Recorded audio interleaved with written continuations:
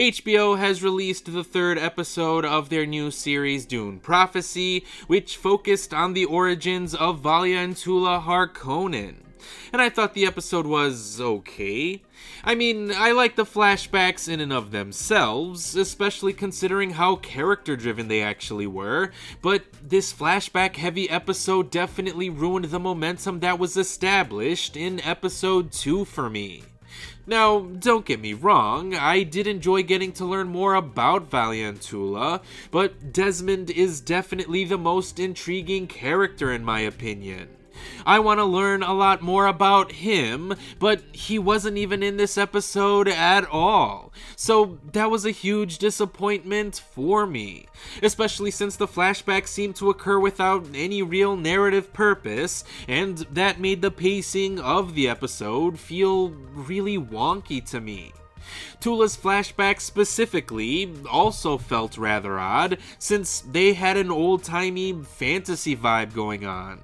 I mean, I get that there are plenty of different planets throughout the Dune universe, but the medieval vibe here just felt really jarring, since every other location has a futuristic setting with flying spaceships and shit. Sure, Tula's actual story was rather engaging, but the setting made me feel like I was watching an episode of Game of Thrones more than anything else. I mean, Star Wars has forest planets too, but Endor still very much feels like a Star Wars location. Anyway, the setting and production design only bothered me in Tula's flashbacks, since I actually enjoyed the cold and unforgiving environment that was featured in Valya's flashbacks. And these flashbacks did teach us that Valya and Tula are incapable of shaking the hate that they have for House Atreides. Tula actually murdered a handful of Atreides family members in her youth, and one of them happened to be her own boyfriend. Talk about a toxic relationship. Meanwhile, Valya struggled to be accepted into the sisterhood because she refused to take a vow of putting the sisterhood first and refused to undergo the agony ritual. All because she couldn't shake her identity as a Harkonnen, and her identity drove her vengeful rage against the Atreides. But after going through with the agony ritual and bringing Tula to join the sisterhood herself, Valya actually becomes the Mother Superior's right-hand man.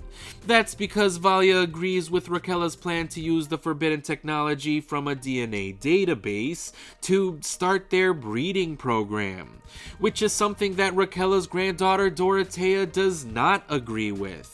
And that's exactly why Valya becomes Raquel's successor as Mother Superior in the first place. But even 30 years later, it's unclear where Valya and Tula's loyalty may actually lie.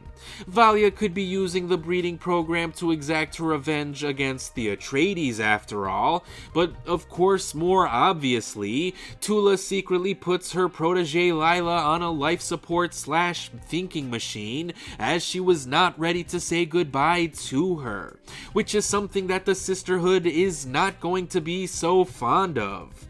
So even after all of these years, it looks like Valya and Tula are still not ready to put the sisterhood above all. And I don't know how that'll affect their place in the sisterhood, but I certainly want to find out. So I guess we'll see what'll happen on the next episode of Dune Prophecy once it gets released on Sunday.